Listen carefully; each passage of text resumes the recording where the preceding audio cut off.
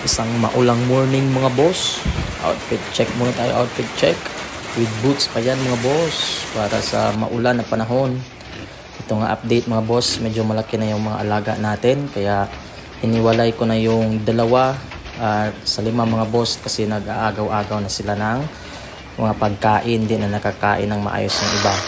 At nag-improvise din pala tayo mga boss ng kanilang kainan.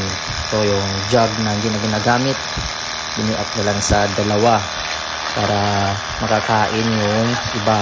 Kasi yung mga dominant lang na mga baboy yung nakakain halos at yung iba ay naaagawan. Kaya ito, improvise na muna mga boss kasi nga i-repair pa natin yung kanilang kainan soon, no? Pag sila na ay madidispose at magkakaroon tayo ng ulit ng budget. So for now, ito muna mga boss, improvise muna tayo. So nililinisan natin yan araw-araw gamit itong ating pressure washer at sinasabay ko na rin palang linis yung kanilang drinker sa loob at sa labas mga boss. Ayan, so dapat malinis lahat ng kanilang kainan at inuman para maiwasan din natin yung mga sakit mga boss, lalong lalo na ngayon na maulan na naman sa taong 2025.